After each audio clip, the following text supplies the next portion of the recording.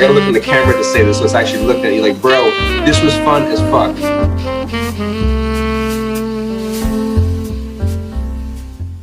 All right, you guys, so I'm here with the artist CEGOR. He's a Los Angeles-based artist. He's an all-around creative, you guys. Check him out. How you doing, CEGOR? Hey, Troy. How you doing, man? It's great to be here. All right, man. It's great to have you on.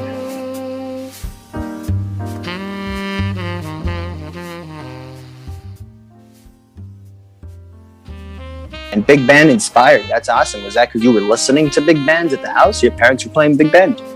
No, actually, my parents didn't listen to any big band. My dad definitely listened to older, I guess, orchestral music, like Frank Liszt, like different composers, Bach, Beethoven, etc. So I remember as like a little kid, he would play that for me in the car. But the real key influence to big band actually was, I think the year was 2013. So I basically got the opportunity to go to Capitol Records or Capitol Studios in Hollywood for a recording session. There was a really well-known engineer with like 23 Grammys by the name of Al Schmidt, and he was doing a big band recording session. So I got to go in there for like a 2-day workshop and basically see how he did everything. There was maybe like 40 or 50 different players, like session musicians that came to the session, did the playing, all that stuff. But the thing I took away from it the most is I got the chance to be we were in Studio A at Capitol, and I remember sitting in the live room with all the musicians, and when they recorded all the big epic horn parts, man, the vibrations from the instruments just like shook your whole entire insides. Like it was a feeling that I mean, it even put the smile on my face right now, just like talking about it. But it just like, I don't know, it just made me realize that like I need to incorporate horns and orchestral elements into my music just because of like the emotion that it brings out. Like I try to replicate that same feeling that I got sitting there when I use horns in my music and all that stuff. Very awesome. And you do this through the DAW, though, but that'd be pretty awesome. I hear a lot of musicians do it through the DAW, and then in post, they get the session musician to then replicate that so that it sounds a little bit more, you know, a little bit more, I guess, organic is the word you'd use, but I understand what you're saying, man. That's awesome. Yeah, because you're a musician yourself. I see the guitar playing. So you yeah, man, understand it. Yeah, I love the guitar, man. I've been playing since I was a kid.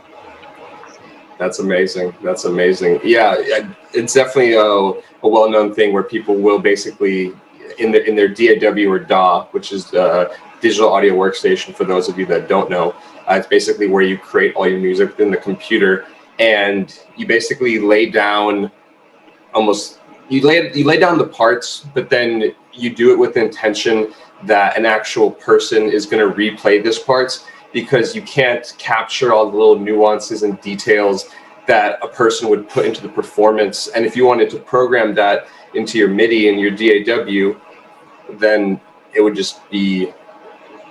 take a very, very long time. So these programs today they're so advanced. So the thing that's pretty crazy is you can kind of program it to sound a little more human than before. You can like literally kind of work with the sensitivity, right? I think you can really play with the sensitivity so that it sounds a little more nuanced, like you said. But at the end of the day, I mean, they still sound pretty good. What are you working with right now? Logic? I've used Logic in the past, and you're right, the DAWs have made huge steps forward in terms of just how well you can create sound with them, and also the actual sample libraries that are out there for the different sounds have gone to a whole nother level. But right now I'm actually using Ableton for all my production stuff. And then if I have to do any mixing or maybe some stuff on the post side, I'm using I'm using Pro Tools. So that Pro Tools is pretty much the industry standard for, you know, working in studios. So I've been using that program for a long time. And when it comes to editing and like small trivial tasks that might be more time consuming, Pro Tools is the way to go. But when it comes to creating, Ableton by far is like, I'm Team Ableton all day. There's basically like Ableton split up into like two parts, like a session view and then a clip view, or I guess it'd be clip and arrange view. And essentially imagine clips being small musical ideas that you can layer pretty much endlessly, and then you can audition them in different sequences to figure out your different musical sections. And then if you have an idea and just want to lay it down right away, you can do that also in the arrangement view. But clip view is usually where you're building out the tracks, all that stuff, and then arrangement view is where you take the idea that you've created and kind of flesh it out and turn it into a full-fledged production, automation and the proper mixing and all the stuff you need to do.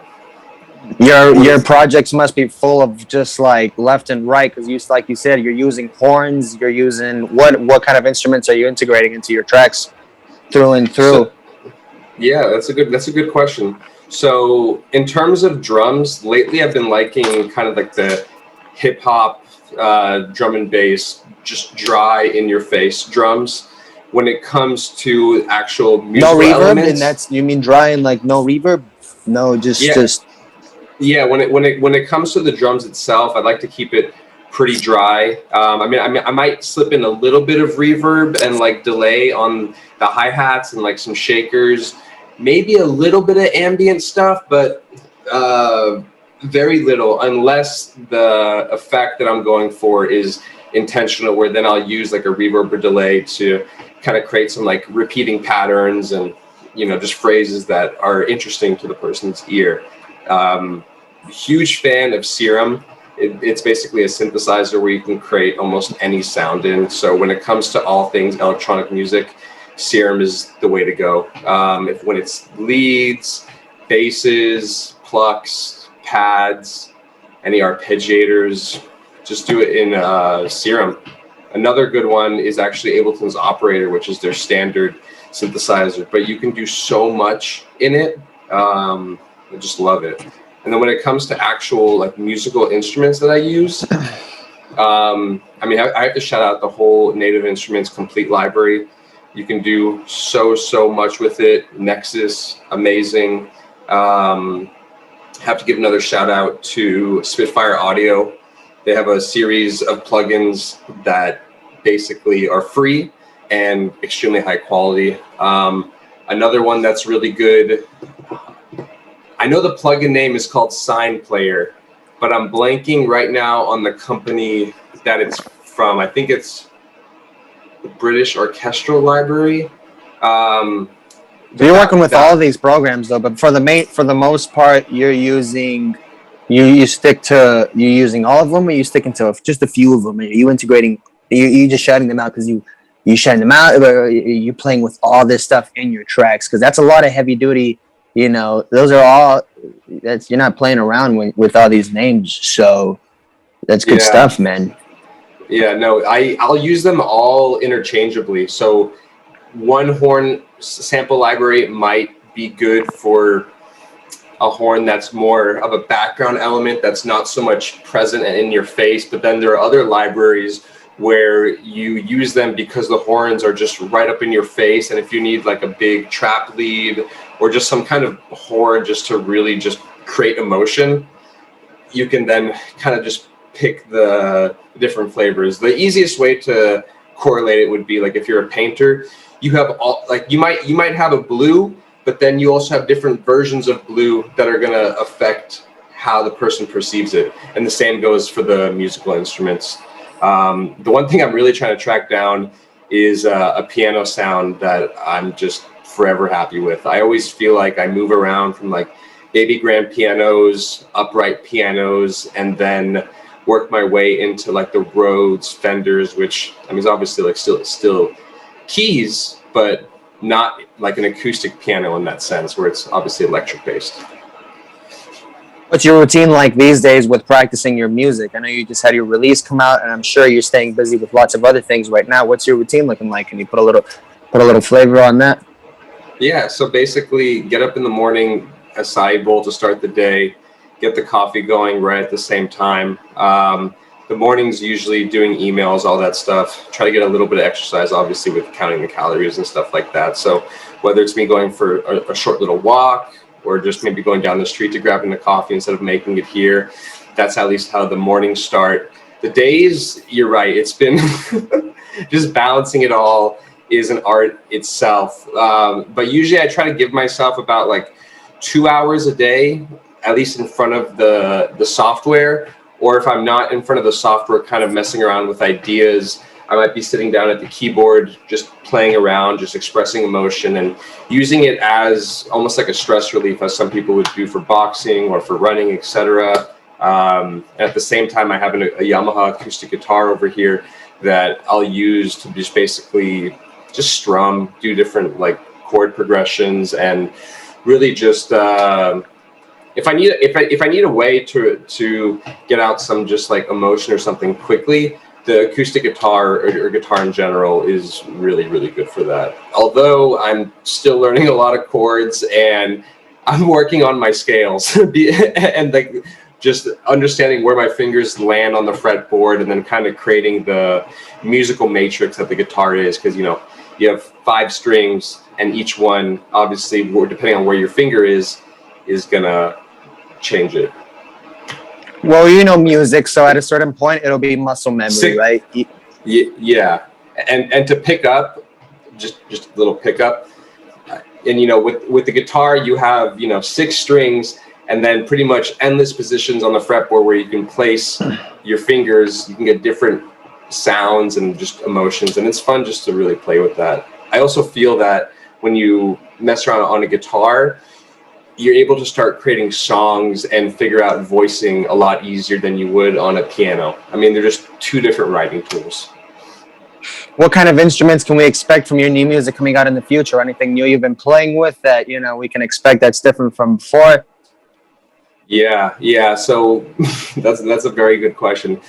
Basically, right now, I'm trying to find a blend of pretty much electronic elements, but then trying to find ways to do it in an acoustic way. And one of the things that I'm really trying to push right now is the combination of as many genres as possible. I find it really interesting to kind of go through the musical archives and kind of borrow inspiration from different tracks and themes and emotions, and really just create something new that people haven't heard before. That's the thing I usually push myself most to do. It's like, all right, I get that there's like a template for these kind of songs, or at least a structure to follow, and I'm definitely using that for inspiration, but I'm also trying to make it uniquely my own, which sometimes is good and sometimes is bad, because I feel like, I don't think there's ever anything bad with creating, but then you end up finding you're like, okay, does this work right now? How are all these music elements working together? Are we going too left here, and is this not safe enough, or do we just go like full like balls to the wall, excuse my French, or so that's one of the things. I plan to incorporate a lot more vocals moving forward. It's been a lot of instrumental based, and then when it comes to like vocals, I usually find like different vocal chops or stuff like that from online, or Splice, which is a sample library that I'll use to integrate it. So one of the things I'm really pushing forward is creating actual songs. But interestingly enough, I've been thinking about the whole concept of just song structures as a whole, and part of me is like, okay, the standard intro, verse, pre-chorus, chorus, bridge, all that stuff, is that the best formula? Like, is there a way to rewrite this in a way that maybe no one's ever done before? And I know it's kind of stepping on the toes of music a little bit, because it's like, no, there's a structure, there's a format. But I'm like, what if there's a better way to do it? You need the freedom to fail, and you're opening up innovation. You're opening up the room for innovation by testing out things, and you got that freedom to fail. So I hear what you're saying, man. You're testing out all these new things, because at the end of the day, hey, a lot of things we've already heard. I was just having this conversation with my buddy from Italy the other day, and it was so true. It's like, we've already heard the best music. At this point, it's like kind of how you brand yourself, right? Because you can expect greatness to come out of lots of musicians, but it's just a little bit different now. You don't see you weren't seeing all these tutorials. And at this point, you can sort of replicate the greatest playing off of just the internet for free. So at this point, it's like, it's a different thing now. We've already heard some of the greatest music. So it's pretty awesome to hear that you're testing out all the genres to see what you find. Because I think that's an interesting point to bring. Because that's like, even though we've heard the best stuff, what if there's a new genre out there waiting to be discovered?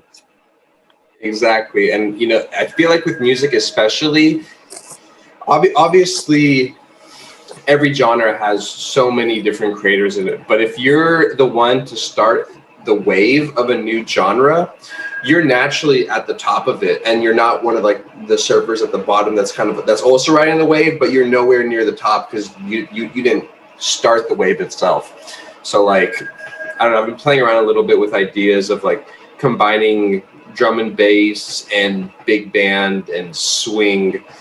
I don't know. To me, it's like I have like the movies that will play in my head, or of like the visuals for when I'm creating the song, and like I'm like the visual I almost like see that I've been like trying to create lately. And I have a song I'm working on right now. I don't have a release date yet, but you know, it's like, what if you're like at a rave, but then you're like swinging and like, you know, big band, and then, you know, the musicians on stage are, with the horns just going, or just bobbing left and right. But then you also have this like super strong musical, or the super strong like drum and bass background, Like psychedelic swing. It sounds like some type of psychedelic swing. It sounds pretty sweet, man. Yeah. So, and you know, also trying to incorporate a lot more choirs. I mean, I think the voice is one of the strongest instruments out there, if not the strongest. So finding new ways to incorporate it, whether it's through like vocoders or just recording small samples and doing really long reverbs and delays on them for some atmospheric elements, that's kind of like where I'm pushing at. There's a part of the songs that, you know, I like to do like change ups. So like, you know, maybe the first and third drop are pretty much the same, but then right in the center, the second drop.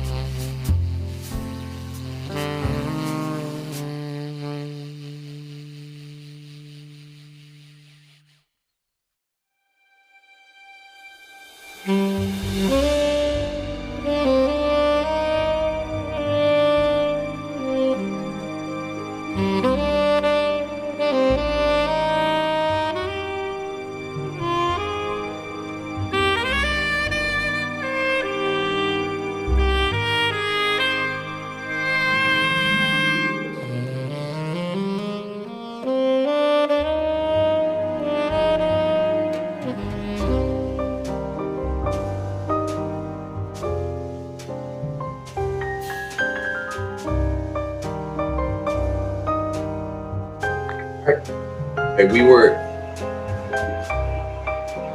Wait. Do you know the last thing that we touched on? Yeah, it was with the big band. It was the psychedelic swing, and it was the big band, and it's how you're integrating choirs, because the voice is one of the greatest things out there.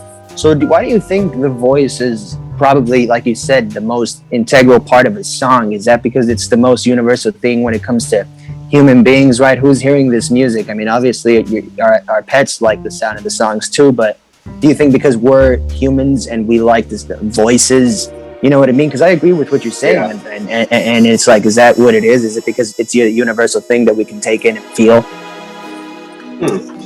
That's another very good question. I know I've said that a few times now, but questions are really, really good. There's a lot of good questions out there, right? But we're just looking for the answers, man. But exactly. Okay, I think if we're gonna go philosophical for a second, the human voice is the one thing that we are all conditioned to know. You know, right from an early age, you hear, you know, your parents like singing to you, and then there's music that obviously happens, but like the voice is the one thing that we all have. Like, no matter who you are, you can like hum a melody or, you know, do your best version of it, but you can still produce a note, a tone, an emotion. Right. And also because, you know, we talk with our voice. This is how we communicate. It's, you know, everything stems from it. Like the inflection in our voice, all that determines the emotion, and I mean, the body language is another thing.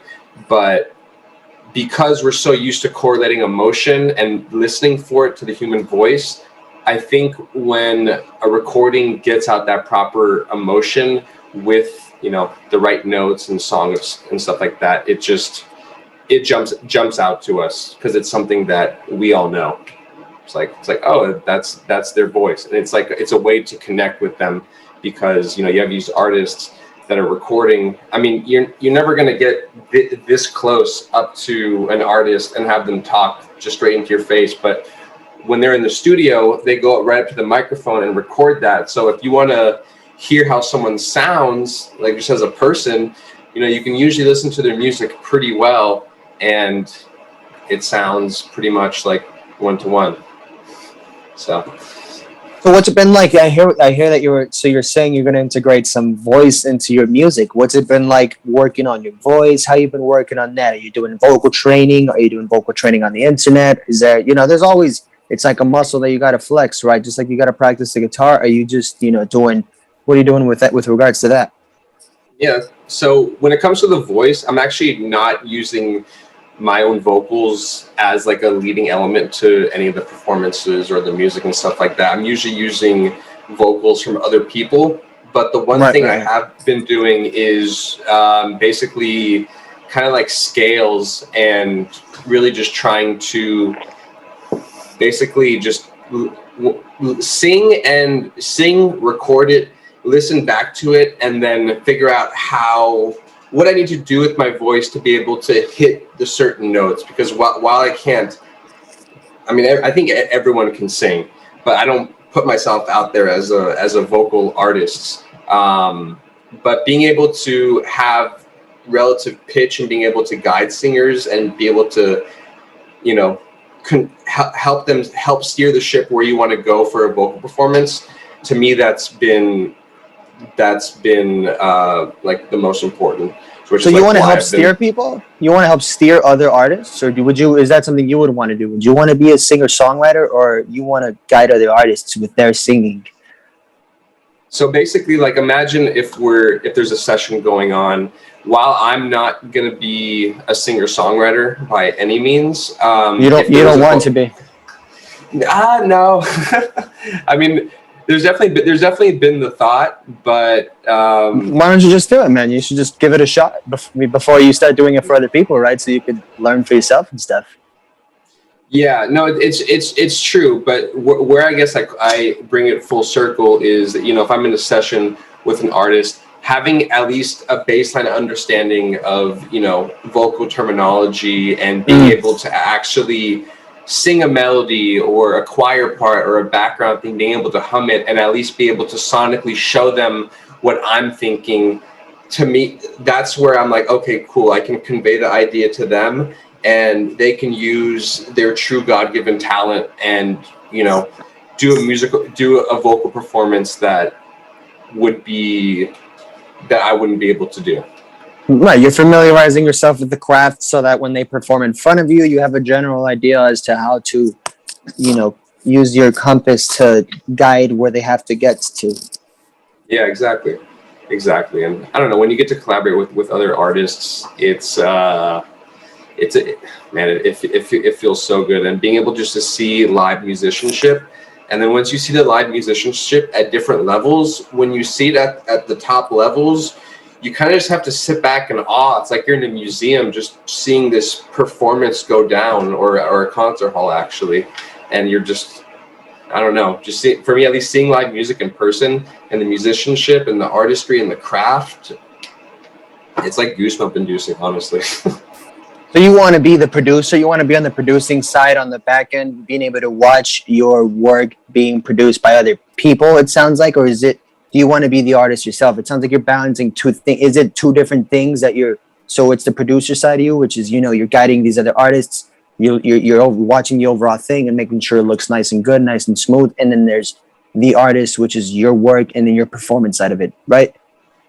Combination of both, actually, where I would still release the music under my name as CEGOR, but then there would be, you know, collaborations. Exactly. So kind of do like what they do in electronic music, where like you have the forefront artist, and then everyone is the collaborator on the track that then goes out. But then like the Zed or Tiestos or Alesso, whatever, you still have that name in front. So it always drives traffic back and helps with the brand, versus doing the production thing where you just create the music, send it to the artist, and then they record it, and then it's a credit on Spotify. I mean, that's amazing, and I would still love to do that, but I'm definitely focused on the artistry side, where it's like, all right, CEGOR front and center, and then collaborators along the way. I got you. A modern day composer, just like you said, bringing it to full circle with the big bands. You're just a composer, just like the guy with the stick guiding the musicians. You know, that's exactly you, but modern day with your musicians, right? Am I right? It's kind of like that. Right? You're that guy, and everybody's collaborating with you, but you're kind of the mastermind behind your projects. And then when they come in, they bring their element to it. But like you said, it's CEGOR over us. So it's like you're the auteur, right? You're the mastermind behind the overall aesthetic of the track, right? I imagine they're going to bring a little flavor into it, but you're the one guiding where you want it to go. Yeah, exactly. Like being able just to guide the emotion and really just figuring out what the story is of the song, but then also what is the unseen visual component that the song creates emotionally for you. Like when you're listening to the songs, what is the visual picture that's created? And then kind of working from there on the different elements, where it's like, I had this one drum and bass song where I imagined it was almost like the movie Avatar, where they were like floating on a giant rock, but then the whole circumference of the rock had drummers like doing like a beat, and it was more of like a tribal thing, but then you're obviously like in Avatar land. So kind of creating those visual pictures, at least for me, has been, I don't know, it's just fun. Like when you get to take people on an emotional roller coaster where you can literally like control the journey. And I think this stems really from my time with Pensado's Place, where I learned like how to put on live events and producing award shows, and really just like cultivating emotion. It's been, that's awesome, man. That's awesome.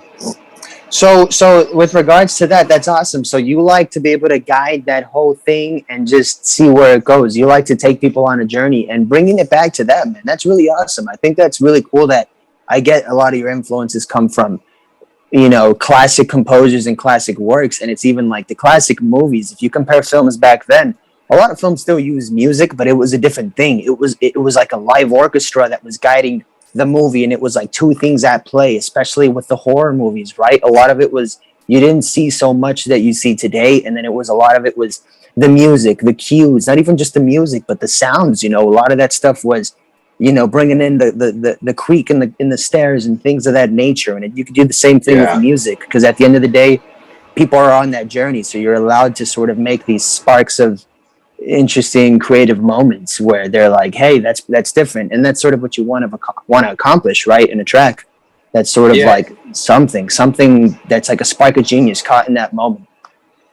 Yeah, exactly. Like basically, I mean, like I said before, you get to kind of take them on this emotional roller coaster, but then obviously there is like the visual component for it, which is also like another opportunity to take like the sonic vision that's been in your head and kind of amplify it with something that people can actually see. That, I mean, ideally you want to tie it into the story and with the vision that you've had the entire time, because at the end of it, instead of people just listening to the music and taking the music for what it is, they are now processing the full visual and sonic art that has now been put in front of them.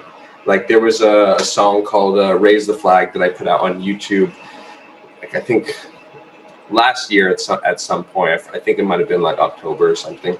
But basically I had like the visual component for it, and then within 3D software, shout out Blender, it's a free 3D software.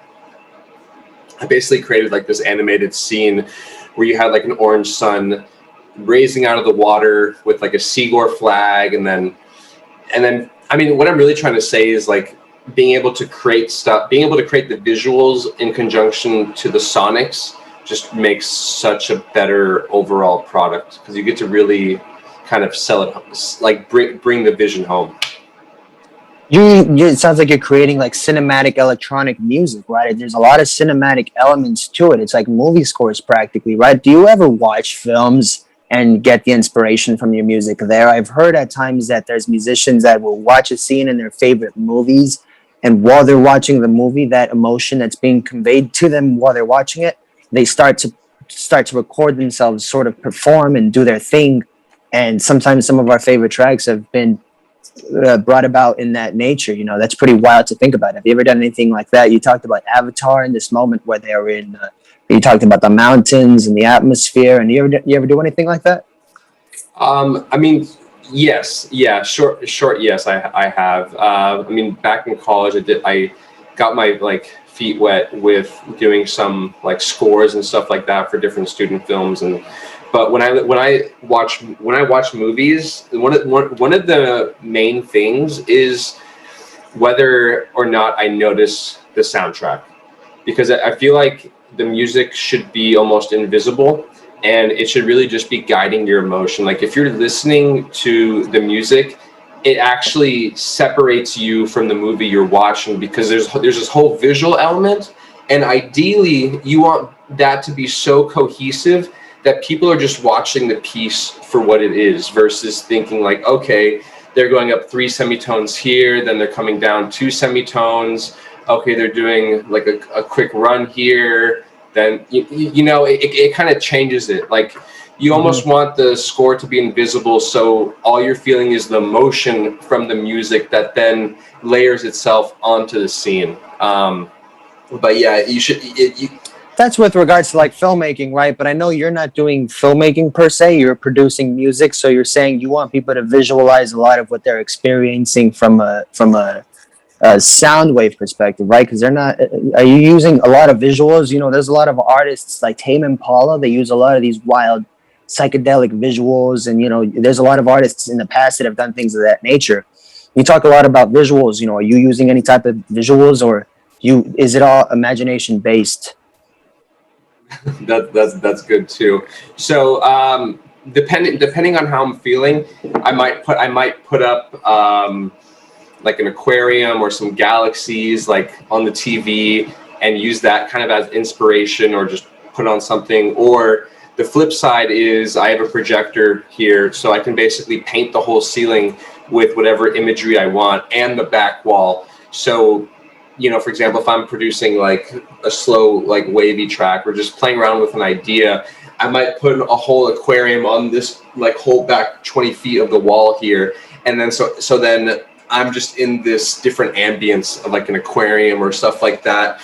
And that actually will help me get to the emotion, because I'm like, oh, I see the emotion there. I can feel what's going on, and then I just make sure that what I'm doing in the DAW kind of lines up with it, and it's a pretty good compass to help with it. Like if you want to do something angry, you might put on some like I don't know, like fast visuals, or maybe like a club visualizer that people will use, and you just throw it up and you get the vibe. Or it kind of goes from there. So like maybe if it's like a really nice day, I might put up a travel video where I'm now doing a point of view walk through like Japan or something, and then I'll still be working on music, so that I can just kind of like go back and like go on like a mini vacation for a second, and then like, okay, cool, I'm back, and then just kind of keep it going from there.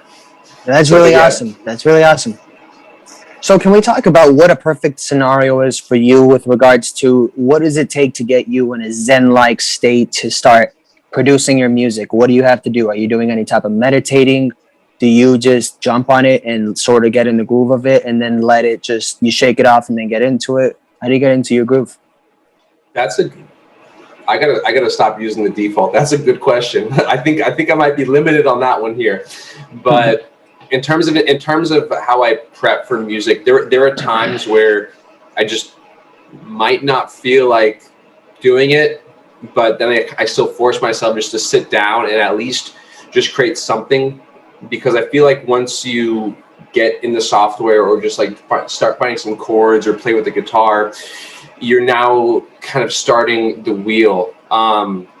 Meditating definitely helps a lot. I try to sleep like as much as I can like every night, just because I feel like when you're not rested,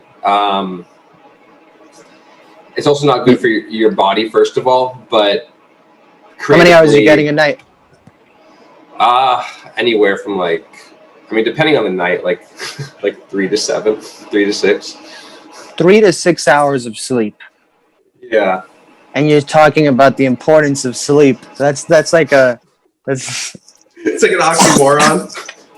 3 to 6 hours, man. I mean, the three, I don't know about the 3, 6 maybe, but so there seems to be there's like a back and forth there, right? Because you're talking about the importance of sleep, but you're getting 3 to 6. So are you balancing yourself, trying to produce as much as you can while trying to get a healthy amount of sleep? Are you pulling a lot of all-nighters and just staying up at night with ideas, and you just got to put it out, and you're trying to balance a healthy amount of sleep at the same time? Yeah, exactly. I've had to reel it back a little bit though, because there was a period in 2020. It's crazy that it's 2021 now, but literally I would stay up for about 3 days on end, and I would just be drinking coffees and like, I don't even know how much caffeine I would take in those periods, but I just 3 days. I just didn't want to go to sleep. I'd rather just be up working on music in Ableton than, deciding to go to sleep, because I wanted to keep going. Yeah, but let's go back to that importance of the sleep, right? At a certain point, you start to decline in the productivity level in terms of like value creation, right? The work might get a little sloppy at the end, but hey, at the end of the day, you got to experiment as an artist. And big respects to you for doing these 3-day all-nighters to try to see what you put out, because hey, you never know. At the same time, with regards to that struggle, something might come about with regards to it. But maybe just that balance with regards to like, then you want to, how do you rest up after a 3-day? What did you do after that 3-day streak? Did you sleep for a whole day, a whole 2 days, or you just got another 3 hours and then woke up? No, I think on that one I might have hibernated for like a good 11 hours. My body just it's kind of funny because after about the third day, I don't know if anyone really perceives reality the same way, because I was almost like in a daze. I was like, nothing felt real. I was just kind of floating and just doing my thing. But yeah, You've done like 2.5 days, and that's why when you said 3 days, I just know that feeling where you just, the reality, and it just starts to sort of separate, right? You just start to like fly away from the body. They're not the same. It's like in the movies where you see the external self just fly away like into the abyss, right? You just sort of you start to descend. So that's why when you said 3 days, I was like, man, that's interesting. You should have recorded that. That would have been a wicked cool, BTS of just the process that you go through, because people need to see this stuff, even though at the end of the day, it's important for you to capitalize on what people don't see and put it in that work when it's time to put in that work. But, sometimes that BTS shows the artist behind the material. I don't know if there's a lot of people putting out 3-day all-nighters to make their work. You're a real artist. You're trying to balance putting out the work with keeping yourself healthy in terms of a sleep perspective, which is a big, thing, so. Yeah, it's a real deal. No, it's completely the real deal. I mean, I wouldn't recommend being up for 3 days to anyone, just because it takes such a big toll on the system itself. But there are certain times where creativity is just kind of going and flowing. So you're like, let me just maintain this vibe and kind of stretch it out as long as I can. And because you don't know always where like the musical ideas come from. Like, I know you yourself as like a musician, we've like, I mean, you're a real musician. I'm a computer musician, but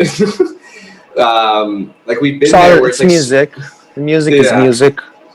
Yeah, but we've both been there where it's been like the middle of the night. We're laying in bed, and then an idea just comes to us. It might be a lyric or like a melody phrase, and then I feel like you either have to like grab like whatever instrument you need to get that down, or if it's a lyric, get it into a note app really quickly, or do like a voice memo recording.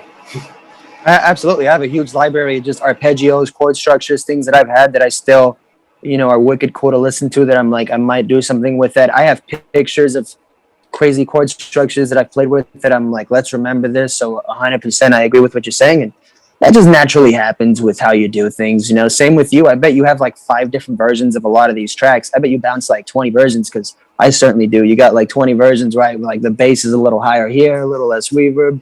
So once you start jumping into DAWs, that's a whole other thing, man. You start just bouncing left and right. Yeah, it's the whole engineering aspect of it. But then I definitely find myself at times where the way I kind of like to like think of it is like there's like a production mode and then there's like a mixing / engineering mode. So like and I say production in more of like the songwriting sense and actually laying down the bass kind of skeleton structure of like the song or the groove that you're working on. And I find myself where I'll basically figure out the musical components of it, and then I will leave like the engineering stuff a step after. So I'm like, all right, I have the core idea. Now let me pretty much like get it all sounding right. Let me get the groove on point and, you know, do the actual mixing thing. And then, you know, go back to like the production aspect of it. And I kind of find myself going back and forth, but you're not mixing and mastering on Ableton. You're doing it on Pro Tools, right? You said you jump onto Pro Tools anyways, or is that it differentiates? So it depends. It depends on the track, really. The ones I've been working on lately have all actually been in all Ableton. So I'll use the same plugins that I'll use in Pro Tools, but in Ableton. And I think actually Ableton, I mean, I think the sound engine in Pro Tools sounds a little better. But in terms of just being able to create complicated and complex effect racks that are also, you know, easily interchangeable and can be automated very quickly, Ableton just has that down, where it's like it's almost no comparison at all. But then like Pro Tools, if I have to do any vocal recording or vocal tuning or vocal editing or comping, et cetera, that is always Pro Tools, just because you have the quick keys for it and you can just run. Right. But early on, the process before was I would work all in Ableton, and then I'd pretty much bounce out the full stems into Pro Tools, do the mix there. But the issue that I ran into is I would be in the mixdown phase, and once I'm in the mixdown phase, I can't really go back and change too many elements. But if there's something that's just bugging me, or I'm like, I need to change this one part, like I know it'll just be so much better, then I have to reopen up the Ableton session and export that part out and, you know, kind of just go from there, where you lose a lot of time going back and forth from the DAWs. So eventually I was like, well, I can do the majority of this in Ableton, and if I want to be able to reuse some elements later on in other tracks, I can really quickly do that. Very nice. Now, with regards to your tracks, are they all maintaining a consistent sound? Are you playing with different sounds on every track? You know, what can we expect from your future music? Is it just going to be a wild, you know, different genres through and through? Yeah, so it's pretty much going to be... That's cool. It's going Dark Side of the Moon, CEGOR style. Yo, that'd be crazy. That would be crazy. But no, it's like the song. That's what you want to put out, man. It sounds like you have a lot of these visual elements and just all this feeling and emotion. You're just ready to put out this orchestra, and I feel like it's the orchestra, you know, the master work. And I'm excited to see when it comes out. I'm sure it's going to soon, but that's what you're ready for. You know, it sounds like you got to put out the CEGOR orchestra. Yeah, the CEGOR orchestra would be cool. I mean, I definitely have songs that I could transpose, or that I could basically get to an orchestra, but I think you might have just given me a new goal where I'm like, that would actually be pretty crazy to hear an orchestra play something that I composed. You could guide all the session musicians and have them, you know, do what you want. It sounds like you have the visual idea put together already. You already have the sound waves put together, you know, so, you know, sonically, if you haven't figured out, visually you haven't figured out. Exactly. I mean, when it comes to all the different musical genres that there's just genres I'm creating, it'll kind of be dependent on the vibe that I'm feeling at that time. So if I'm in a really hyped up drum and bass mood, or maybe more down tempo, that's where like that track kind of live. But the thing I realize with my productions is eventually the kind of signatures, or at least sounds and stuff that I like to incorporate as a general, like the horns and atmospheric elements, all that kind of stuff, usually in some aspect will work its way in. Like I use a lot of bells in the different tracks, because to me the emotion, you know, when I place in the church bells, I now have the visual of whatever scene's going on, that you have these echoes of a church bell in the background. So even though it's obviously a sonic component, that's really like a visual component to help kind of guide it and kind of shape the emotion. Because if you think, like, if you hear like the church bells, like, okay, what if you're in like the 16th century courtyard, or are you in like a present day church and you're hearing the bells? And it can all kind of like dictate it. Like, you know, playing with different reverbs and delays, you can just create so many different emotions. So like, Are you sticking to organic church bells, or are you playing with them? Are you starting with the church bell and then throwing reverb and then all this distortion, or is it pretty consistent with how it sounds straightforward? Or are you changing the sound and starting with the bells? it kind of depends on the track. Like sometimes I might use a synthesizer that has like a bell preset and play those in, or other times, I mean, there's a sample. Well, it's from Splice. It's called like AR Satanic Church Bell, and I think an F sharp. But that bell just sounds so good. Like for people to listen, you can go on Splice and just type that in and find that exact sound. And like that's the one I use a lot, because you can really pitch it in any directions. And even though it's called satanic, you can use it in a non-satanic way. But yeah, Right. so. It's just the name they gave it. Yeah, exactly. But you know, like I'll lay the bell in, for example, and then I might, depending on the track, I might already have some reverbs and delays set up, and I'll kind of add those, like a little flavor to each, or I might create like a new reverb from scratch that I want specifically just for this bell sound. But by this point, like I have my kind of Ableton template set up, so there's like a whole gang of different reverbs and delays that I can like swap out and insert, and just really quickly audition different emotions that like I've used in the past and I saved, because I'm like, oh, this is really dope. I like this. I'm gonna use it again in the future. Nice. So you're saving those moments and capturing them so you can go back to them as well. That's awesome. Yeah, I try to, at the end of each track, I try to basically go through the session and sample out all the different elements that I could use for other tracks. So at least I have a little bit of a building block where I'm like, okay, I need an eighth note offbeat hi-hat. Well, okay, I've used this one in this track before. Let me just enter that in real fast. Okay, I need some shakers. Well, I used some shakers in this track. Let me go borrow that shaker again. And obviously, each time you use it, you kind of process it differently, or you might even do some modifications to the sound itself. But I found it's just a really quick way to create music. Like over here, I have. Let's see if everyone can see this. Oh no! But basically, I have a Stream Deck, so it's basically like 24 buttons or whatever it is, or I think 32, and I can assign different sounds and stuff to each button. So like if I want like an 808 or a drum and bass bass line, or a Brazil bass line, or some chords, piano echo, pads, etc., I can just press a button on here and boom, it loads that sound in. So really quickly I can, instead of having to even use the keyboard and mouse, if I have an idea, I can just look at this interface here, push a button, and then it loads it right away. Right, so you have the instrument of the keyboard, the MIDI keyboard, but each key is tuned to a different sound, such as an 808, maybe a bass line, maybe a choir, so you're able to just remember whichever one is applied to the note, the key, and then you're hitting it like that.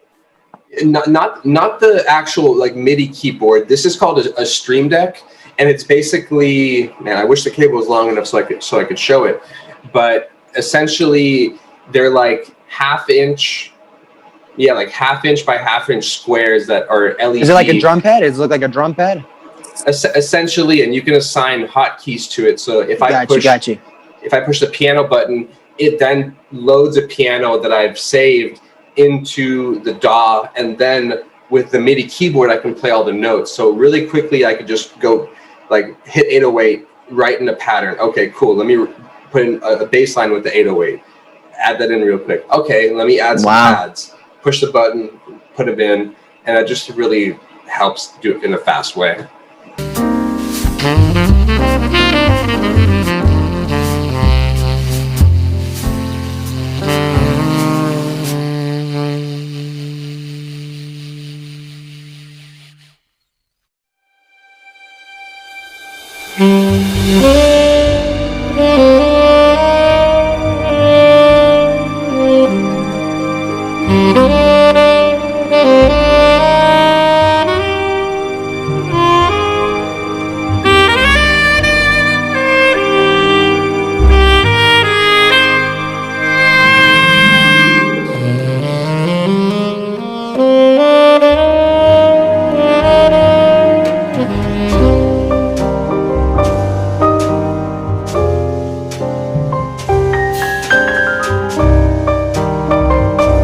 All right, man. So how can we find you on social media?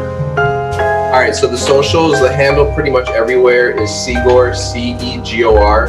So if you go to Spotify, type in CEGOR, follow, favorite the tracks, all that good stuff. Instagram, CEGOR. Twitter, I'm CEGOR. Go on Facebook, just type in CEGOR Official, you'll find it.